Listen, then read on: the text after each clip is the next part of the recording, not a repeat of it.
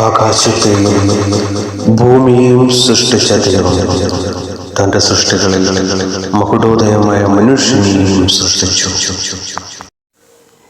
എന്നാൽ തന്റെ സൃഷ്ടിയായ മനുഷ്യൻ കാലാകാലങ്ങളിൽ ദൈവം വെച്ച അതിർവരമ്പുകളെ മറികടക്കുവാനിടയായി തീർന്നു. എന്നാൽ കരുണാസമ്പന്നനായ ദൈവം മനുഷ്യനെ വീണ്ടും തന്നിലേക്ക് അടുപ്പിക്കുന്നതിന് വേണ്ടി മോശയിലൂടെ ന്യായപ്രമാണങ്ങൾ നൽകുവാനിടയായി തീർന്നു. ന്യായപ്രമാണത്തിന് മനുഷ്യനെ ദൈവത്തിലേക്ക് അടുപ്പിക്കുവാനോ യഥാർത്ഥ നീതീകരണത്തിലേക്ക് കൊണ്ടുവരുവാനോ കഴിയാതെയായപ്പോൾ സകല മാനവരാശിയുടെയും രക്ഷയ്ക്കായി തൻ്റെ ഏകജാതനായ പുത്രനെ ഈ ഭൂമിയിലേക്ക് അയക്കാൻ സ്വർഗത്തിന് തിരുവുള്ളമുണ്ടായി. അതാണ് യോഹന്നാൻ അപ്പോസ്തലൻ തന്റെ സുവിശേഷത്തിൽ 3-ാം അധ്യായം 16-ാം വാക്യത്തിൽ പറയുന്നു, തന്റെ ഏകജാതനായ പുത്രനിൽ വിശ്വസിക്കുന്ന ഏവരും നശിച്ചു പോകാതെ നിത്യജീവൻ പ്രാപിക്കേണ്ടതിന് ദൈവം അവനെ നൽകുവാൻ തക്കവണ്ണം ഈ ലോകത്തെ സ്നേഹിച്ചു. ഏകദേശം 2000 വർഷങ്ങൾക്ക് മുമ്പേ കന്യകയിൽ ജന്മം കൊണ്ട് ചെകിടന് കേൾവിയായി, അന്ധന് കാഴ്ചയായി, വിശക്കുന്നനപ്പമായി, മരിച്ചവരെ ഉയർപ്പിച്ചു, സാഗരത്തിന്റെ തിരയെ വെല്ലുന്ന കർമ്മകാണ്ഡമായി പ്രവർത്തിച്ചു. പ്രവചനങ്ങളുടെ നിവൃത്തിയായി 33.5 തിരുവയസ്സിൽ പച്ചപ്പൈൻമരത്തിൽ 3 ആണികളിൽ സ്വന്തത്തോളിന്മേൽ ശിരസ് ചായച്ചുകൊണ്ട് ജീവനെ വടിയുമ്പോൾ യേശു പറഞ്ഞ 7 മൊഴികളെ ഒരു ദൃശ്യാവിഷ്കാരമായി നിങ്ങളുടെ മുന്നിൽ അവതരിപ്പിക്കാനുള്ള ഒരു ശ്രമമാണ് ഞങ്ങൾ നടത്തുന്നത്.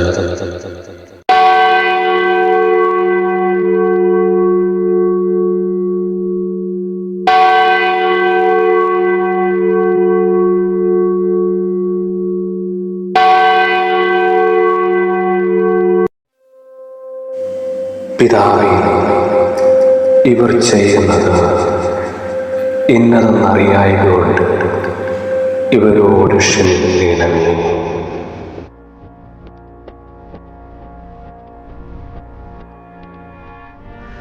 നീ ക്രിസ്തുവാണെങ്കിൽ നീ നിന്നെ തന്നെ ആദ്യം രക്ഷിക്കുക, അതിനുശേഷം നീ ഞങ്ങളെ രക്ഷിക്കുക. അരുത്, നീ അങ്ങനെ പറയരുത്. നീ ദൈവത്തെ ഭയപ്പെടുന്നില്ല. നാം ന്യായമായ ശിക്ഷ അനുഭവിക്കും. അവൻ ഒരു തെറ്റും ചെയ്തിട്ടില്ല.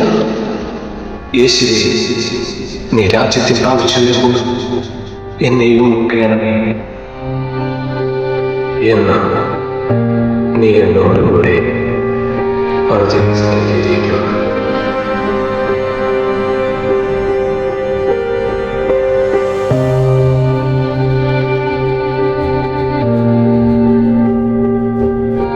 സ്ത്രീയെ, ഇതാ നിന്റെ മകൻ,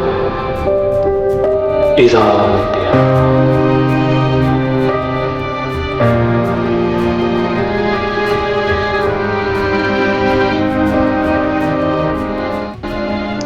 എലോഹി എലോഹി ലമാ സബഖ്താനി.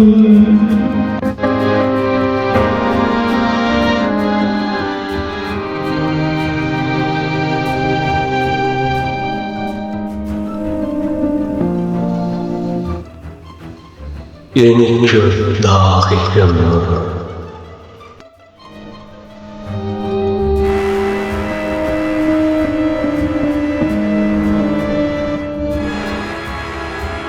നിൽക്കൂ, ഏലിയാവ് അവനെ ഇറക്കാൻ വരുമ്പോൾ നോക്കാം.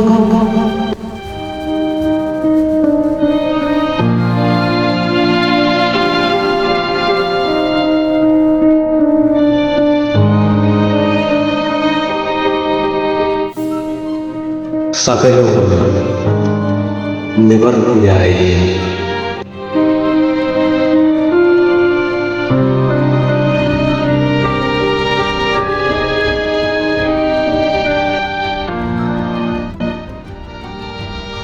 പിതാവേ,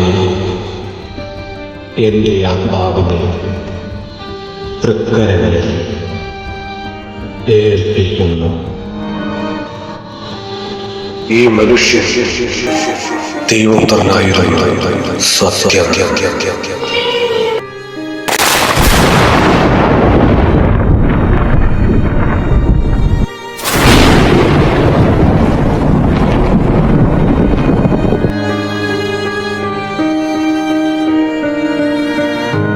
യേശുക്രിസ്തു ഇങ്ങനെ മരിക്കുക മാത്രമല്ല, അന്നത്തെ റോമൻ ഇമ്പീരിയൽ മുദ്രയെ തകർത്തുകൊണ്ട് 3-ാം ദിവസം ഉയർത്തെഴുന്നേൽക്കുകയും സ്വർഗോന്നതങ്ങളിലേക്ക് കരേറിപ്പോവുകയും ചെയ്തു.